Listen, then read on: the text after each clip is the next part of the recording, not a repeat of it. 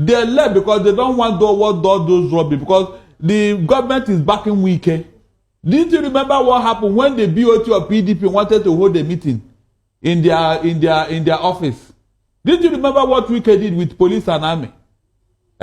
Do you have army behind you or beside you who will fight for you? So they have made it clear now that with all this type of rubbish, they cannot, government is using state power to muzzle. So they left that place. They left that place for Tinubu and Wike.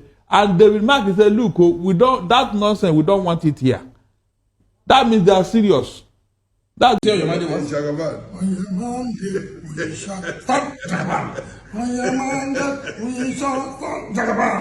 Stop everything. Listen carefully. This story could change everything you thought you knew about how power operates in Abuja. Wike is in trouble and the ripple is reaching all the way to Aso Rock. Nigerians are exposing alleged secrets, US mansions, unexplained land deals, and claims that funds meant for public cleanup and projects were diverted. If you want truth, accountability, and facts, smash that like button, subscribe, and ring the bell now so you don't miss the next update. Tell me your state in the comments. I'll follow up where you live. This is not gossip. Multiple public reports and civic groups have put allegations in the open. US property records and investigative pieces suggest links between Nyesom Wike's family and multi-million-dollar properties in Florida and other US locations.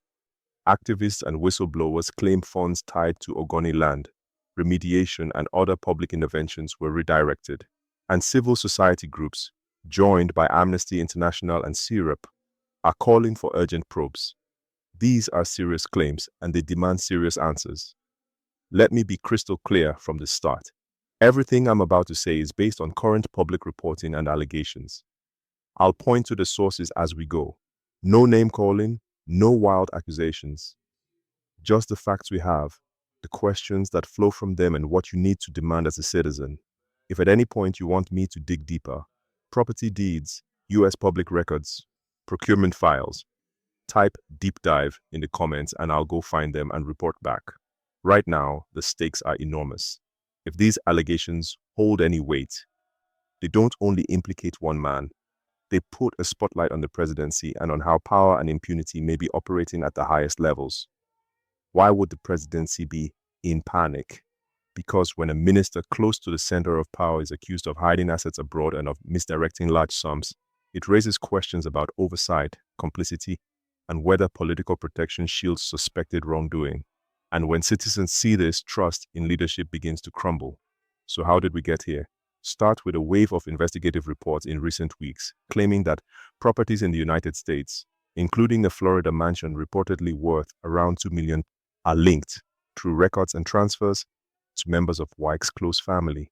Some outlets say the properties were registered in the names of his wife and children. Others claim that some of these assets were acquired in cash and moved via quitclaim deeds. These revelations have pushed civil society groups to demand transparent, verifiable answers. Remember, these are allegations that need legal and documentary verification. But they're in the public domain, and people are reacting. Next, there are allegations around funds meant for Ogoni land remediation and other federal projects. Activists and some whistleblowers have alleged mismanagement or diversion of funds set aside to clean up pollution and support vulnerable communities.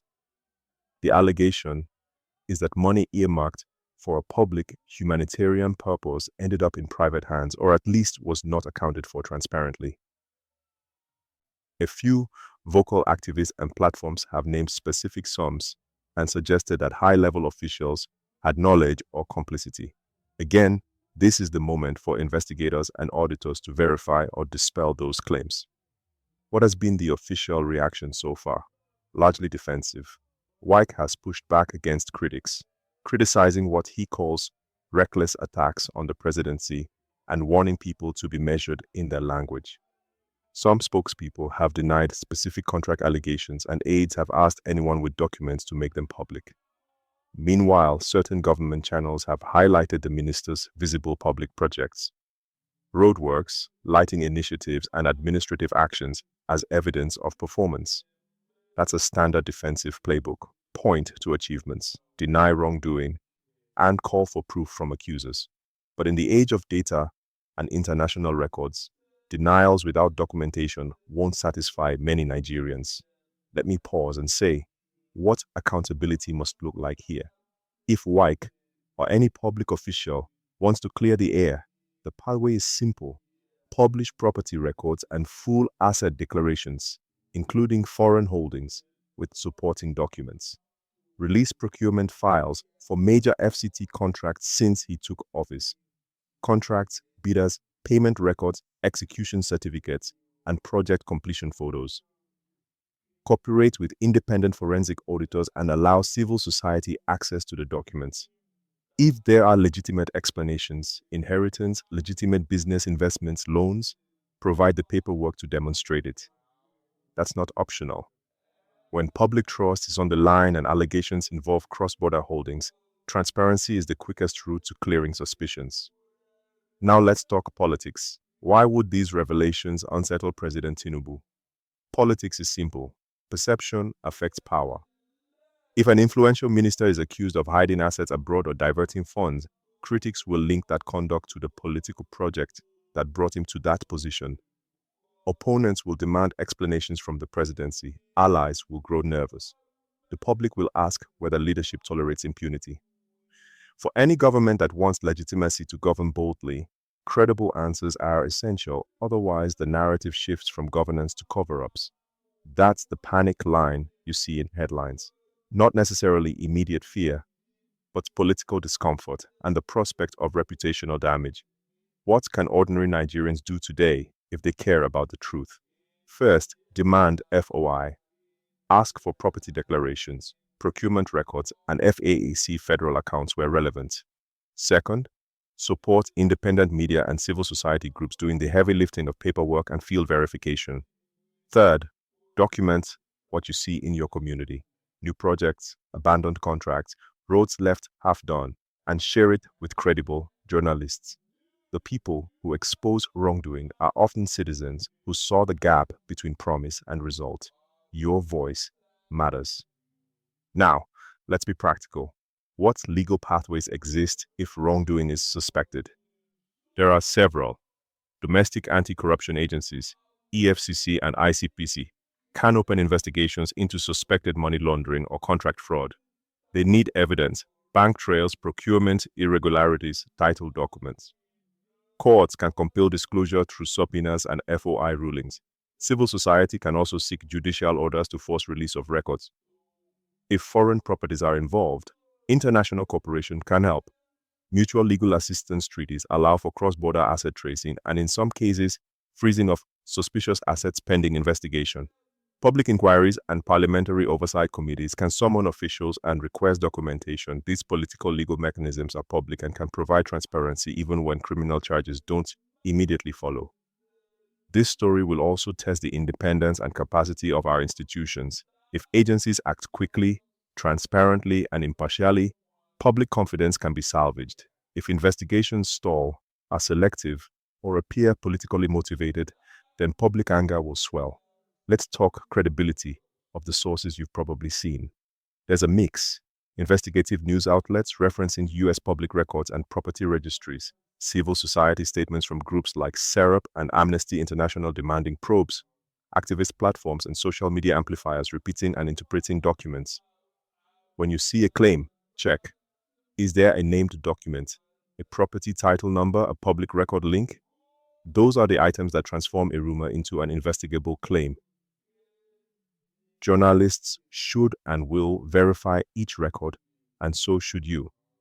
For media producers and content creators using this story, keep it evidence-focused. Avoid defamation by using phrases like alleged, reports suggest, and public documents indicate. Show the documents, cite the registries, and whenever possible link to primary sources. Your viewers will trust you more when you show receipts, literally. We must also be realistic about tactics you'll see from power. Expect obfuscation, delayed responses, partial documents or countersuits threatening critics. Expect political narratives that reframe the story as an attack on national stability. That's why broad public scrutiny matters. When many eyes examine the same documents, it's harder to bury truth in legal fog. So what happens next? Watch for these signs. Formal FOI responses from the FCT administration, published property titles in official registries, announcements of independent audits, or, on the flip side, threats of legal action against media and activists. If audits are launched, we'll track who is appointed, the scope of the audit, and whether the results are public. Before I end, I want to give you 3 short action points you can take in the next 24 hours. Type deep dive if you want me to search US public property registries and start pulling titles and the timestamps for the Florida mansion reports. Drop your state and any local examples of projects that seem incomplete or suspicious. I'll use them to check procurement portals. Share this video and tag a journalist you trust. Visibility matters. We're in a defining moment.